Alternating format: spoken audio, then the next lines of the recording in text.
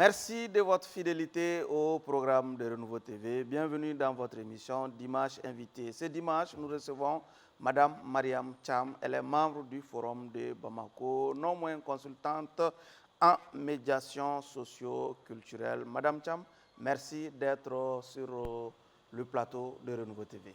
Merci de me recevoir sur votre plateau. Bonjour. Je viens de vous présenter comme étant consultante en médiation socio-culturelle. Je parie que nombreux sont les Maliens qui ne vous connaissent pas encore, madame. Est-ce que vous pouvez vous présenter déjà à ce nombreux public malien qui ont envie de vous découvrir davantage? Alors, bonjour, donc je suis Mariam Cham. Je suis malienne et française. J'ai pour l'habitude de dire française et africaine de par mes différentes origines. Mais originaire du Mali, je vis en France depuis plus de 32 ans et actrice en tout cas de la société civile dans le cadre de mes activités professionnelles et associatives. Vous êtes ici au Mali dans le cadre effectivement de la 23e édition du Forum de Bamako, dont le thème est intitulé « Développement local comme facteur de sécurité et de paix ». En quoi ce thème vous parle? Alors, donc, je voudrais d'abord présenter le Forum de Bamako que vous connaissez certainement.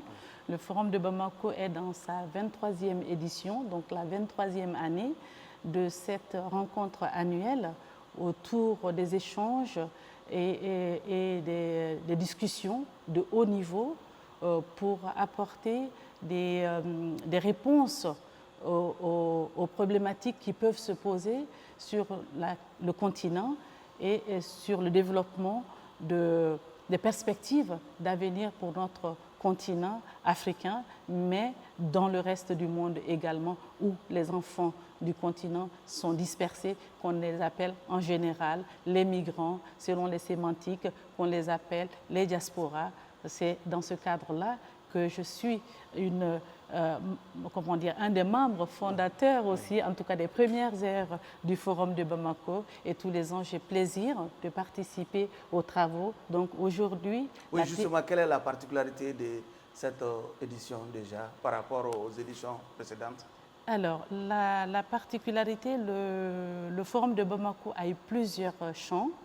Et l'édition de cette année est issue vraiment d'un conseil et des recommandations, surtout aussi des suggestions de nos partenaires stratégiques sur la thématique qui est vraiment le développement local comme facteur de paix et de sécurité. Et donc, c'est à ce titre, cette année, nous répondons vraiment à l'appel de nos partenaires sur cette thématique-là qui vient vraiment de l'aspiration profonde des populations locales qui souhaiteraient de plus en plus participer à la démocratie, à la construction et à l'avènement d'un avenir meilleur pour le Mali, mais pour le continent. Oui, vous qui êtes, par exemple, de la diaspora, en quoi le développement local devrait vous intéresser? Alors, pour rappel, les membres de la diaspora malienne de par le monde, sans vraiment abuser du langage, sont les premiers acteurs du développement local au Mali. Pour un exemple, les premiers projets qui ont été portés dans la région des Cailles ont été portés par des migrants. Donc déjà, ils étaient soucieux du développement local des territoires desquels ils étaient originaires.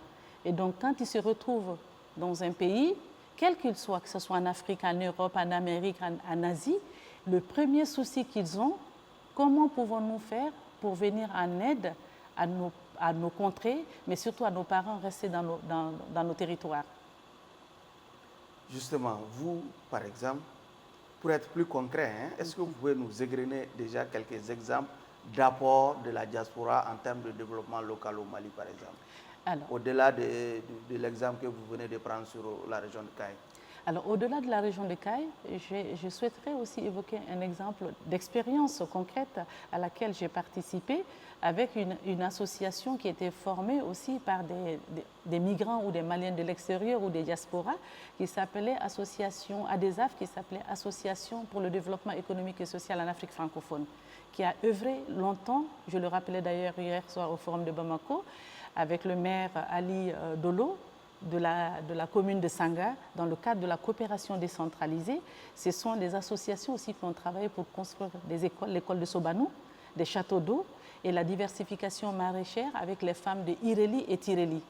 Pour vous dire concrètement, de manière palpable, comment amener la sécurité alimentaire dans ces zones à partir des besoins définis par les populations locales autour des femmes. Une centaine de femmes se sont mises ensemble, c'était à Ireli à l'époque, et elles ont commencé à cultiver des parcelles de maraîchères et les vendre sur les marchés, tout en étant aussi des consommatrices, et elles et leurs familles, de ces produits. Voilà des exemples, au-delà des exemples macroéconomiques à laquelle la diaspora participe.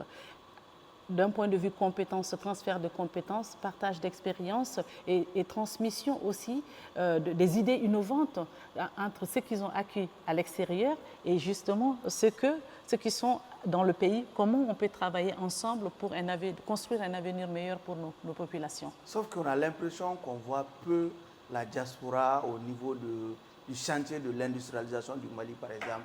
On ne voit pas de grandes industries, grandes entreprises portées déjà ou financées par la diaspora. On en voit peu, madame. Alors, la diaspora, d'ailleurs, c'est un défi majeur que nous pourrions peut-être aussi discuter avec nos autorités, pas seulement les autorités maliennes, parce que quand on parle du Forum de Bamako, c'est un espace d'échange international et différents pays étaient représentés dans cette édition-là, que ce soit le Gabon, le Sénégal, le Burkina, le Ghana, le Cameroun, la France, parce que aussi c'est un de nos partenaires premiers, et nous avons demandé à être pris en compte dans la participation de l'industrialisation du Mali. Cela commence par quoi? D'abord la formation professionnelle. Ça, c'est un sujet majeur. Je m'en suis entretenue avec le Centre de formation nationale de Sénou, qui se trouve à Bamako, et d'autres structures qui peuvent aussi ouvrir des portes pour accepter que les diasporas viennent participer à la construction ou à la reconstruction de notre pays. Parce qu'on a Est-ce que vous êtes en train de nous dire que les portes vous sont fermées ici au Mali, par exemple? Les portes ne sont pas fermées, mais elles ne sont pas aussi grandement ouvertes. Pour être très honnête avec vous et clair, parce que nous avons été longtemps dans l'informel. La diaspora est un des partenaires, d'ailleurs, au même forum de Bamako, j'avais l'habitude de le dire. J'ai dû considérer nous comme des partenaires techniques et financiers, parce que c'est ce que nous sommes. Nous intervenons dans les domaines, mais qui sont informels, par rapport à la famille, l'accès à la santé, comment aider à la réalisation d'un centre social d'accès à la santé ou de l'entretenir par des budgets, mais il n'y a pas de ligne de conduction qui permettent de l'organiser. Comment créer une synergie qui permette à ce que nous avancions ensemble sans pour autant que l'on soit considéré comme illégitime. Le mot est très fort, comme illégitime, parce que c'est comme si quelque part on nous dit vous êtes partis. J'ai dit en général nous sommes des ambassadeurs dans nos pays d'accueil, sans les honneurs, et dans nos pays d'origine, sans les honneurs et sans le titre. Nous savons, vous participez régulièrement à ce forum de Bamako.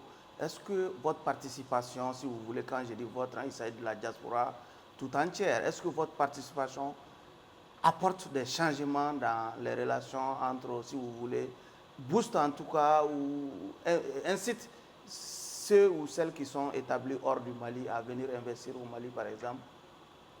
Alors, effectivement... La plus-value de votre participation? La plus-value de notre participation, c'est qu'on entend très souvent ce que la diaspora dit et ce sont des recommandations qui sont reportées dans les travaux à la fin, qui sont remis, ces travaux sont remis, les conclusions sont remises aux autorités de notre pays, qui, à ce moment-là, a la possibilité de reprendre les éléments qui permettent. On peut remarquer une évolution, mais il reste encore du chemin à ce qu'on nous entende, on nous écoute et qu'on nous donne aussi, enfin, on nous donne la légitimité. On a accepté, qu'on accepte cette légitimité-là pour dire nous sommes partis, mais nous n'avons pas oublié le Mali. Madame, nous sommes partis, nous avons le Mali dans notre cœur. Sans utiliser la langue de bois, est-ce que vos recommandations faites au cours de ces différentes éditions du Forum de Bamako sont prises en compte par les autorités du Mali?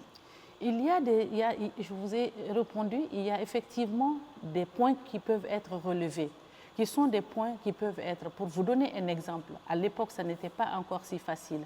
C'est déjà la question d'accès à un état civil fiable et accepté.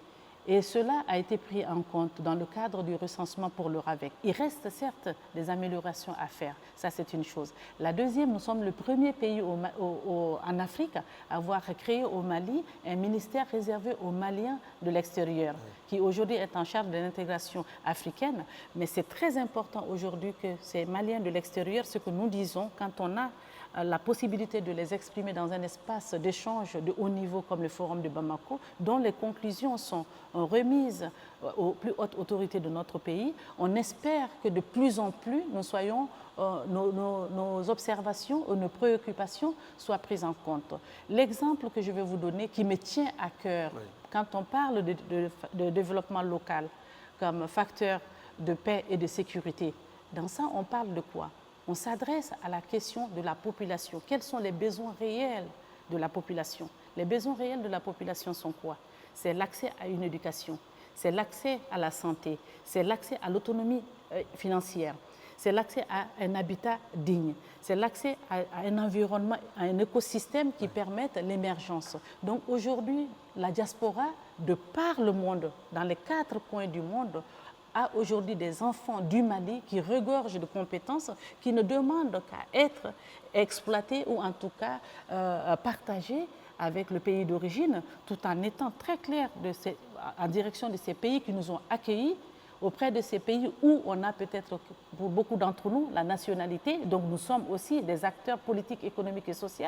Il est important que cette rencontre se fasse et c'est celle-là que sera l'émergence vraiment de nos compétences et du développement de nos pays. Et ça, pour vous donner un exemple, je vais m'en tenir à ça avant de vous laisser la parole parce que c'est vous qui m'interviewez. C'est qu'on a un certain nombre de pays. Aujourd'hui, tout le monde parle de l'exemple du Rwanda.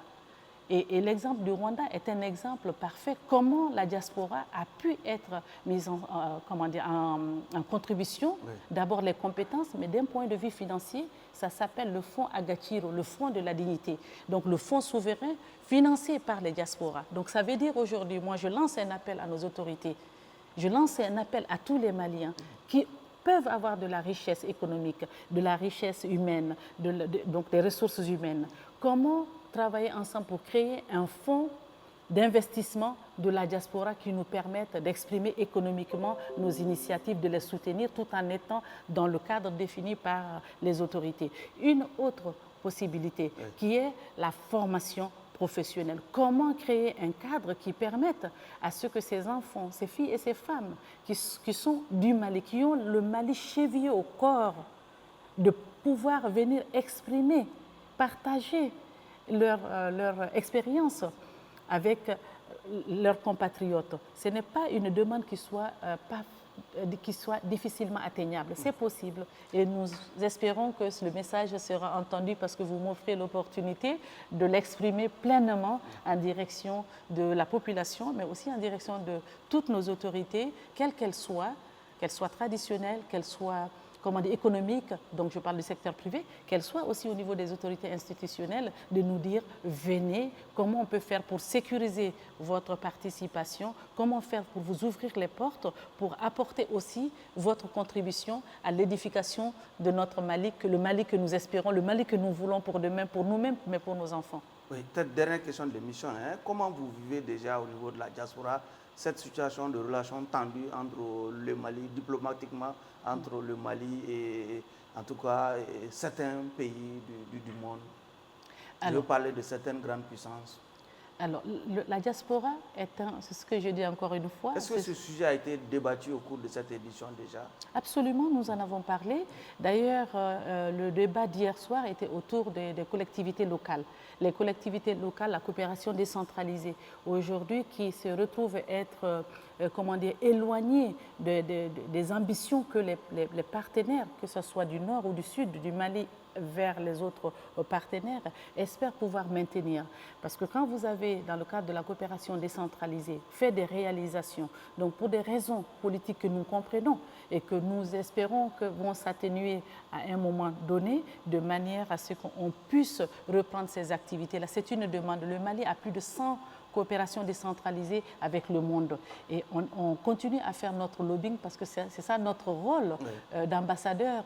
Et appartenant au double territoire, c'est une expression aussi que j'ai l'habitude de le dire, nous sommes des acteurs à part entière sur le double territoire. Quand je parle de double territoire, je parle du Mali, mais je parle aussi des différents pays dans lesquels nous résidons en tant que diaspora et dont nous respirons le Mali jour et nuit, tout en respirant le pays dans lequel nous sommes. Donc nous sommes en symbiose avec notre environnement. Ça aussi, c'est la force d'être malien. Je vais être un peu chauvine de le dire, parce que les Maliens, ils ont fait cadeau en bora yoromina, en bora ni migné, Maliens maninoko, halinu tarakoka. Oui, mais madame, est-ce que vous jouez assez, je veux parler de la diaspora, votre rôle de normalisation des relations entre le Mali et ces pays avec lesquels le Mali est en froid aujourd'hui? Absolument. C'est une expérience que nous avons, ça ne date pas seulement de cette situation. Moi qui vous parle personnellement, c'est de notoriété publique, les radios de télé, les chaînes, nous avons continué à faire du lobbying pour dire que le Mali est un et indivisible. Les enfants du Mali peuvent ne pas s'entendre à un moment donné, mais ils ne manqueront jamais de se mettre ensemble. Et ces partenaires-là l'ont entendu. À un moment donné, c'était inaudible, mais aujourd'hui, c'est entendu et nous continuons à faire ce travail-là de manière à rapprocher les positions sans pour autant renier un côté ou un autre. Parce qu'il s'agit d'une relation qui permette un respect mutuel, mais surtout aussi un partenariat. Je n'aime pas l'expression gagnant-gagnant parce que ce n'est jamais ça. C'est chacun qui sait ce qu'il défend pour son pays ou en tout cas pour la partie qu'il représente. Comment faire pour acquérir ou en tout cas obtenir le maximum de ce qu'il attend, des objectifs qu'il s'est fixés. Donc pour moi, la diaspora continue à œuvrer sur le double territoire pour nous dire nous avons des relations communes, nous avons des liens de famille, nous avons des liens de sang, nous avons des liens historiques. Donc ce n'est pas aujourd'hui que ces liens-là vont se distendre. Ces liens sont aujourd'hui un tout petit peu dans une période de tension, mais ça fait partie de toute relation, même dans une relation de couple, au sein d'une famille. Il peut y avoir des situations de tendues, mais les gens arrivent quand même à se parler, à se dire la vérité. Quelquefois, elle blesse, mais en même temps, elle permet d'avancer ensemble pour une cohésion familiale, donc une cohésion nationale et une diplomatie douce que la diaspora continue à faire et qu'elle exercera aussi sur le double territoire, son droit de citoyenneté qu'on exprime aussi, parce que comme je l'ai dit, pour rappel, nous sommes des acteurs économiques, politiques et sociaux sur le double territoire. Madame, nous sommes malheureusement au terme de cet entretien, mais je vous laisse livrer le message de votre choix à tous nos téléspectateurs, à toute cette diaspora malienne qui nous regarde à travers le monde. Je vous remercie de m'avoir donné l'opportunité de m'adresser à plus de diaspora que celle que nous avons l'habitude de voir en France. Et aujourd'hui, le monde, surtout les diasporas africaines, ont particulièrement le regard sur le Mali. Et ça, c'est une grande fierté, mais c'est quand même un défi majeur. Donc, si je dois m'adresser, c'est de leur dire, continuez à œuvrer pour ce Mali pour lequel vous avez toujours été fiers, pour lequel vous souhaitez voir un autre devenir, comment co-construire des dynamiques avec les autres partenaires dans un respect, tout en avançant sur la dignité, la protection de nos valeurs, la protection des valeurs universelles qu'on dit d'ailleurs, quand on le rappelle, on en parlait hier au forum, c'est la charte de Kurukanfuga, donc c'est ici que c'est parti et je pense que les solutions sont ici au niveau local avec la population, mais tout en le faisant, en construisant avec ces Maliens qui sont à l'extérieur, qui ont le Mali chevillé au corps. On dort avec le Mali, on se lève avec le Mali. Donc ouvrez-nous les portes pour que nous puissions venir travailler avec vous, comme vous le faites si bien aujourd'hui sur ce plateau, comme on le fait au Forum de Bamako, comme on le fait dans d'autres espaces d'écoute et d'échange. Je vous remercie. Déjà, le projet de nouvelle constitution interdit déjà aux binationaux ou ceux qui ont la double nationalité d'être candidats à l'élection présidentielle au Mali. Est-ce qu'aujourd'hui, c'est quand même une question qui anime beaucoup de débats dans les salons fêtrés, dans les grains et même dans les métros en Europe déjà? Est-ce que vous avez une petite idée par rapport, une petite réaction par rapport à cet article contenu dans le projet de nouvelle constitution qui vous interdit, vous particulièrement par exemple, d'être candidat à l'élection présidentielle puisque vous avez la double nationalité? Absolument. J'ai la double nationalité et je l'ai toujours affirmé. J'ai toujours été actrice sur le double territoire. Je le dis encore une fois, c'est très important l'expression. Et nous pensons que la Constitution, c'est d'abord un projet de Constitution, que nous sommes en discussion, rien n'est encore arrêté. Je ne pense pas que le Mali est dans une démarche d'éloigner ses fils, certains de ses fils. Sauf que tout a été arrêté, hein, puisque la date du référendum a été bien connue aujourd'hui, c'est le 18 juin, sur la base du projet dans lequel on voit clairement écrit que les doubles nationalités ne peuvent pas être candidats à la présidentielle. Alors ça, c'est quelque chose, c'est un sujet sur lequel nous débattons énormément. Oui. Et comme c'est un projet, je suis d'accord avec vous, mais ça va être soumis au peuple. Justement. Le peuple est souverain. Il y a une proposition qui est faite. La seule chose que je souhaiterais qu'on travaille davantage sur ça, c'est d'informer dans nos différentes langues nationales pour que les populations puissent comprendre cet aspect-là de la Constitution qui serait en tout cas d'exclure un pan de la société, de la nation malienne qui est toujours, comment dire, acteur et actrice du devenir du Mali. On ne peut pas les en éloigner. J'ose espérer que dans le partage de l'information dans nos langues nationales, on pourra permettre à ce que la population décide souverainement au moment des élections pour refuser en tout cas cette partie-là, si cela est possible, ou peut-être de revoir. C'est une loi qui est en proposition, mais les discussions se poursuivent. On continue aussi à discuter avec les différents partenaires. Qu'est-ce qui fait que vous puissiez être candidat et que moi, je ne puisse pas l'être parce que j'ai une nationalité. Je n'ai pas défailli, je n'ai pas démérité d'être malienne de l'extérieur. Je n'ai fait que travailler pour les différents pays. Alors je ne peux pas comprendre qu'une partie de ma nation m'exclut au motif que j'ai une autre nationalité. Je ne sais pas. Je me pose cette question-là, je me permets de la poser sur votre plateau de manière à ce que les différents acteurs puissent l'entendre et se poser la question sur la légitimité de cette exclusion, de moi. Quand je dis moi, c'est la représentante d'autres diasporas sans avoir la légitimité de leur voix. Je ne parle pas à leur nom, je ne peux pas me permettre. Ils ne m'ont pas donné mandat pour le faire, mais je sais que beaucoup d'entre eux sont avec moi. Madame, ce fut un plaisir de partager ce temps d'entretien avec vous. Merci. En tout cas, merci d'être passé. Merci à vous de m'offrir l'opportunité de m'exprimer sur ces sujets douloureux qui vraiment nous tient en haleine au niveau de la diaspora, notre exclusion de la citoyenneté malienne, on va dire. Merci à vous. Merci donc à vous de nous avoir suivis. Notre invitée était Madame Mariam Thiam. Elle est membre du Forum de Bamako, consultante en médiation socio-culturelle. Merci encore une fois et au revoir. Merci à vous.